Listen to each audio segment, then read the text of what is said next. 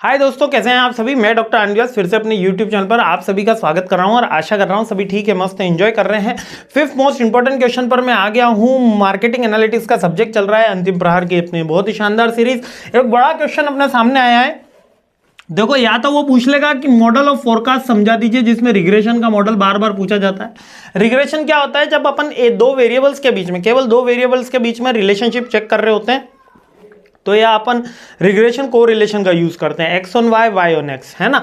ये अपन दो रिलेशनशिप, दो वेरिएबल्स के कि एक्स बढ़ने पे वाई कितना कम हो जाएगा और वाई बढ़ने पे एक्स कितना बढ़ जाएगा या कम हो जाएगा, अपन रिलेशनशिप चेक करते हैं, तब रिग्रेशन मॉडल या को रिलेशन का यूज करते हैं, है ना। तो फोरकास्टिंग में ये कैसे हेल्प करेगा? यानी कि प्राइस कम होने से हमारी डिमांड कितनी बढ़ जाएगी, एडवर्टीजमेंट बढ़ाने से हमारी डिमांड या सेल्स कितनी बढ़ जाएगी, टैक्स कम करने से हमारी डिमांड सेल्स कितनी बढ़ जाएगी, इसमें हम रिग्रेशन मॉडल यूज करते हैं। और जो सेल फोरकास्ट करता है उसके लिए कौन कौन से फैक्टर्स हैं जो इफेक्टिव होते हैं, मतलब कि कौन कौन से फैक्टर्स हैं जो फोरकास्ट करते समय यानी अनुमान लगाते समय हमको ध्यान रखने चाहिए। तो सबसे पहले रिग्रेशन मॉडल जब हम यूज करते हैं तो सबसे प्राइमरी काम हर मॉडल के एनालिसिस का होता है, वो होता है डेटा का कलेक्शन करना। डेटा का कलेक्शन करता है किसी स्पेसिफिक पीरियड ऑफ टाइम में, वो मंथली हो सकता है, ईयरली हो सकता है, क्वार्टरली हो सकता है ना। फिर अपन उसमें सारी दो वेरिएबल्स को, एट्रीब्यूट को आइडेंटिफाई भी करते हैं और फिर उन दो वेरिएबल्स को क्या करते हैं, प्रोसेस करते हैं यानी स्टैटिस्टिकल टूल्स यूज करते हैं, जिससे हम उसके ऊपर necessary actions, pattern, algorithm develop कर पाए। फिर वो डेवलप हो गया जब हमको पता चला कि 10% प्राइस कम करने से हमारी जो सेल्स है वो इलास्टिसिटी जो है उसकी 20% बढ़ जाती है। तो इसको हमने इस एल्गोरिदम से फाइंड आउट करा और इसके लिए मॉडल का सिलेक्शन करा। अब मॉडल का सिलेक्शन में क्या होता है कि जब दो ही वेरिएबल पे हमको करना हो तो सिंपल लीनियर रिग्रेशन करेंगे, जब मल्टीपल मॉडल पे वर्क करना हो तो मल्टीपल लीनियर रिग्रेशन करेंगे, है ना। पॉलिनॉमल जब डिफरेंट एट्रीब्यूट्स के साथ चेक कर लिया हमने और डिफरेंट टेल्स पे हमको चेक करना होता है तो पॉलिनॉमल चेक करते हैं।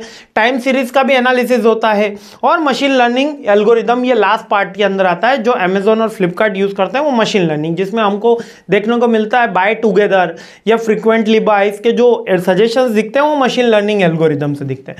ये कैसे? ये सारे रिग्रेशन मॉडल पे ही बेस्ड है। फिर इन मॉडल को हम क्या करेंगे, इंप्लीमेंट कर देंगे और ट्रेनिंग कराएंगे। मींस इन मॉडल्स के अंदर जितने भी लूप होल है इनको आइडेंटिफाई करेंगे, उसको चेक करेंगे, उसको रिव्यू करेंगे और वापस से इंप्लीमेंट करेंगे। तो ये ट्रेनिंग का पार्ट होता है। फिर ट्रेनिंग करने के बाद हम फिर से उसको इवेल्युएट कर देंगे। इवेल्युएशन के बाद कि हमने जो है ट्रेनिंग मॉडल आइडेंटिफाई करा है ये कितना फ्रूटफुल रहा है, कितनी सेल्स बढ़ी है, कितना नहीं बढ़ी है। इसके लिए अपन mean, absolute error, root square, mean square error, ये अपन ने कौन से सेमेस्टर में, फर्स्ट सेमेस्टर में पढ़ा है, याद है। Mean, absolute error, root mean square error, ये सारी चीज़ें अपन ने उसके पढ़ी है। स्टैंडर्ड मीन एरर, इस तरीके की अपन ने चीज़ें पढ़ी है। तो उससे अपन इवेल्युएट कर लेते हैं और फिर से वापस से फीडबैक देता था, फिर रिफिनमेंट हो जाता है, यानी कि फिर से अपन वो मॉडल डेवलप करेंगे और फिर फोरकास्ट कर देंगे। अब देखिए हुआ क्या क्या है, ये सारी स्टेप्स मैं आपको याद करा देता हूँ। सबसे पहले मैंने क्या करा, डेटा को कलेक्ट करा।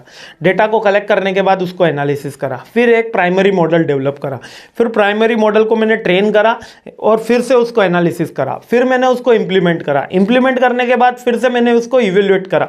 इवेल्युएट करने के बाद मैंने क्या करा, फिर उससे फोरकास्टिंग निकाल दी या फिर से वो फाइनल मॉडल इंट्रोड्यूस कर दिया। यानी कि यहाँ तो फाइनल फोरकास्टिंग यहाँ भी हो सकती है और यहाँ भी हो सकती है कि हम हाँ भाई 10%, 12% बढ़ाने पे इतने परसेंट सेल्स बढ़नी है। अब ये फैक्टर्स, ये तो एक क्वेश्चन हो गया और इसके साथ में एक लगता हुआ क्वेश्चन है कि सेल्स के फोरकास्टिंग जब भी करेंगे तो कौन कौन सी बातों का ध्यान रखना है।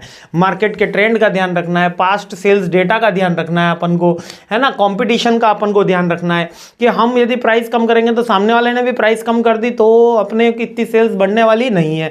इकोनॉमिक कंडीशन का भी ध्यान रखना है, अगर मंदी चल रही है भले हम प्राइस कम कर दें तो हमारी सेल्स नहीं बढ़ेगी क्योंकि मंदी चल रही है ना। मार्केटिंग एफर्ट्स का भी अपन को ध्यान रखना है कि प्रमोशन की कौन सी स्ट्रेटेजी चल रही है, एडवर्टीजमेंट की कौन सी स्ट्रेटेजी चल रही है, और कंज्यूमर बिहेवियर का भी ध्यान रखना है कि कंज्यूमर अभी कौन से माइंडसेट से है, कौन से परसेप्शन से और कौन सी चीजें खरीदना चाहता है। अभी सर्दियों का सीजन खत्म होने के ऑलमोस्ट अभी चल रहा है जनवरी के एंड में। अगर अभी आप कोई अम्ब्रेला की सेल शुरू कर दे, छातों की सेल शुरू कर दे, तो उसकी सेल्स इतनी हाई पे नहीं जाएगी जब वो अपने रेनी सीजन के अंदर जाएगी। समझ में आया? तो कंज्यूमर का बिहेवियर यहाँ पर और एटमोस्फेयर का बिहेवियर भी अपन को ध्यान में रखना है। या कंज्यूमर कह रहा है नहीं अपन को तो मेड इन इंडिया प्रोडक्ट ही लेने, तो वो कंज्यूमर बिहेवियर के अंदर आ गया। और एक्सटर्नल फैक्टर्स भी हो सकता है, लाइक डिजास्टर हो सकता है, गवर्नमेंट पॉलिसी, रूल्स, रेगुलेशन, इनका भी अपन को फोरकास्ट करते समय याद रखना है। मतलब ये पता लगाना है कि 2025 में अगर हमारी 40 यूनिट की सेल है 2026 में हमारी कितने यूनिट की सेल होगी, क्या 400 जाएगी, क्या 100 जाएगी, क्या 150 जाएगी, उसको पता लगाते समय मेरे को पास्ट का डेटा देखना है, फ्यूचर का ट्रेंड देखना है, इसके अलावा मार्केट की कंडीशन देखनी है, कंपटीशन को देखना है, गवर्नमेंट की पॉलिसीज देखनी है, इकोनॉमिक की कंडीशन देखनी है और हमारी मार्केटिंग की पॉलिसीज भी देखनी है। ठीक है, ये सारी चीज़ें अपन को याद रखनी है। आई होप क्लियर हो गया, कहीं कोई डाउट रहा नहीं होगा। आगे बढ़ते हैं, सीरीज आगे बढ़ाते हैं। ठीक है, जय हिंद।